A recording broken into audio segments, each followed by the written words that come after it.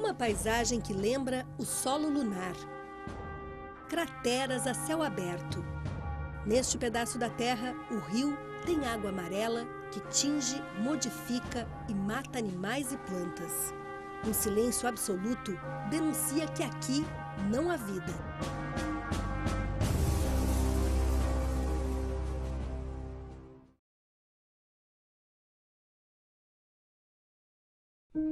Este quadro de desolação é resultado de anos de impacto ambiental provocado pela mineração de carvão desordenada no sul de Santa Catarina.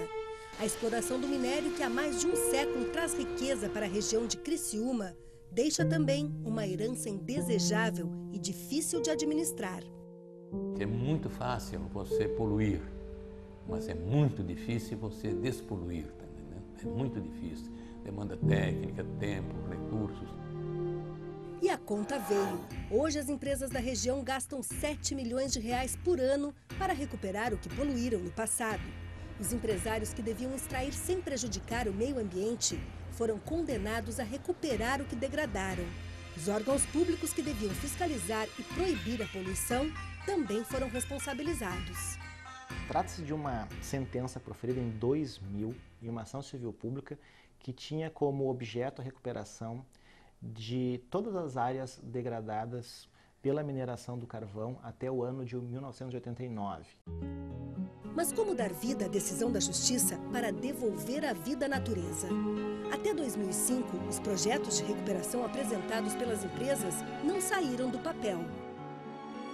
Eram referências muito genéricas que poderiam ser aplicáveis a qualquer área e a qualquer situação e que não resolviam o nosso problema, que era não deixar esse legado para as demais gerações e realmente mudar, né, as paisagens, mudar aquelas realidades, aquelas áreas degradadas. A partir de 2006, o Ministério Público Federal, depois de um levantamento técnico feito exaustivamente nestas áreas degradadas e nos projetos que as empresas tinham apresentado, propôs à Justiça Federal uma mudança de rumo nessa execução.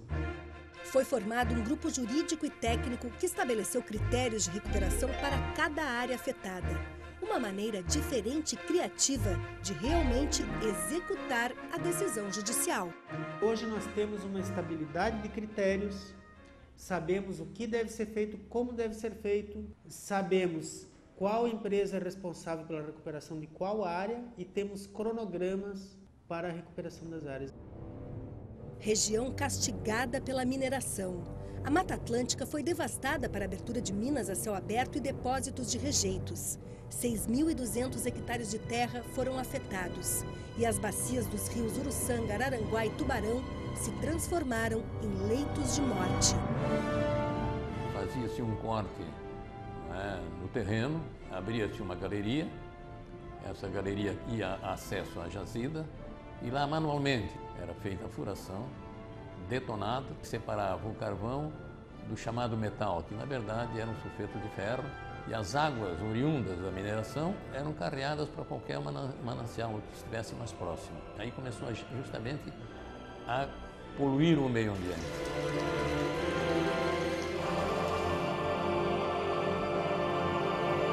O problema começava dentro da mina. Não havia nada de meio ambiente, não era pouco cuidado, as águas eram jogadas em qualquer local, ninguém se preocupava. A contaminação vinha de um componente do próprio carvão. É um mundo subterrâneo, onde se encontra o carvão energético em estado bruto. Aqui, ele está misturado com sulfeto de ferro, a chamada pirita, que no beneficiamento é separada do carvão e considerada um rejeito, é a verdadeira vilã da natureza, porque o carvão mesmo não polui o meio ambiente.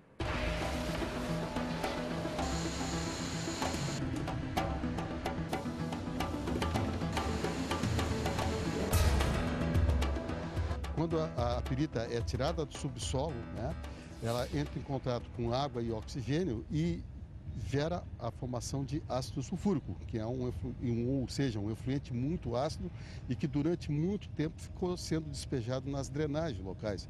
Por isso que 90% de todas as drenagens da região carbonífera têm um pH muito baixo e não tem condições de ter vida animal nenhuma.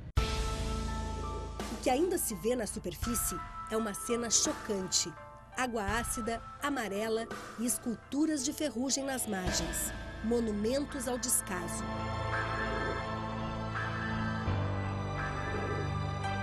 A justiça obrigou os empresários a mudarem essa paisagem. Inicialmente, a decisão do TRF da 4ª Região deu 3 anos para a recuperação das áreas terrestres e 10 para despoluir os rios. O prazo terminaria em 2010, mas foram feitos ajustes judiciais com novas datas de entrega de acordo com o andamento do trabalho em cada empresa. Todos os projetos de recuperação devem estar concluídos até 2020.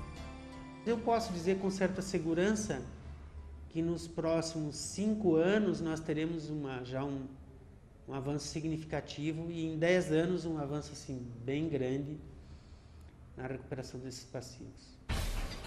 A Companhia Siderúrgica Nacional garante que faltam 5 anos para finalizar o trabalho de recuperação que já dura uma década. 600 hectares de terra foram degradados em 50 anos de mineração a céu aberto nos municípios de Siderópolis e Treviso, no sul catarinense. O projeto modelo já recuperou mais da metade da área, devolvendo verde à região.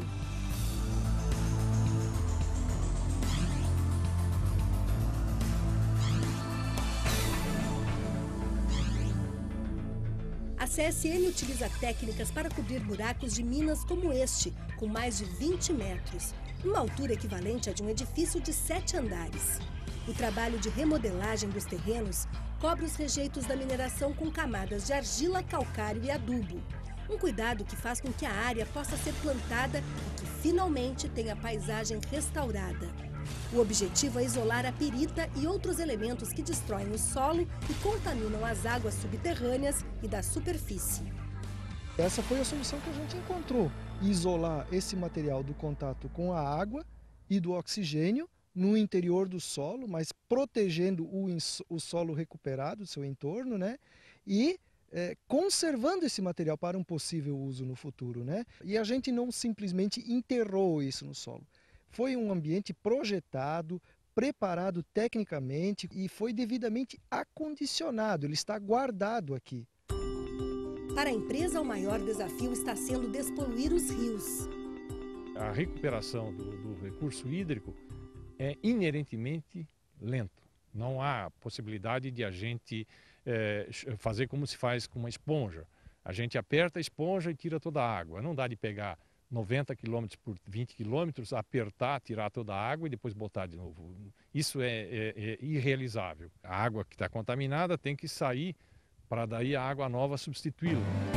Além de neutralizar a acidez da água com o calcário, os rios poluídos estão sendo isolados para tratamento. Estas canaletas asseguram que nenhuma água contaminada se comunique com a que está sendo recuperada. Os resultados já aparecem. Não tínhamos vida nesse vale. Hoje, a comunidade do Rio Fiorita está pegando peixe, está pescando. Seu Edemar, que há 43 anos mora perto das minas, lembra como a paisagem mudou nos últimos tempos. Tinha lugares onde a gente tomava banho e esse lugar era maravilhoso. Hoje está sendo recuperado e eu gostaria que meus filhos tivessem visto o que eu vi. Recuperar é o mínimo que o homem pode fazer para compensar o estrago causado a essa belíssima região. A conscientização de quem devia preservar só aconteceu por pressão do Ministério Público e da Justiça Federal. Mas até os empresários admitem que a decisão judicial acabou viabilizando o setor, que teria que fechar as portas se não cumprisse as determinações. Tem aí uma grande benesse, uma grande virtude, de fazer com que as empresas se organizassem e começassem a acarrear recursos para cumprimento dessa sentença. E o minerador, nós somos hoje um sindicato com 10 associados, né? Eles também estão conscientes de que é preciso abraçar essa causa, né? Que é obrigação até moral, né? A decisão que está mudando a cara da região teve também uma grande importância jurídica. O hoje desembargador federal, que na época deu a decisão de primeira instância, explica que o processo passou a influenciar todas as ações ambientais do país. Quando foi confirmada pelo STJ, se reconheceu a imprescritibilidade da reparação por dano ao meio ambiente, coisa que o sistema jurídico não conhecia. Em qualquer tempo é possível cobrar indenização por dano causado ao meio ambiente. É hora de mudar e esse processo é uma grande oportunidade. Ela foi um marco para a região, um marco para todos. E o nosso grande desafio é que nós não decepcionemos essa sociedade. É isso que esperam os 800 mil moradores da região que comemoram uma qualidade de vida de verdade. Hoje em dia, nós temos empresas tentando a recuperação do carvão e não se vê mais a fumaça de enxofre que provocava a morte de muitas crianças. Eu sou filho de mineiro, né? Então, eu vivia na região minerada, né? Eu lembro daquela água preta que descia poluindo os córregos, os rios. Eu lembro daqueles amontoados de pirita, aquele cheiro de enxofre, né? É muito feliz até, né, de ver aquela recuperação das áreas.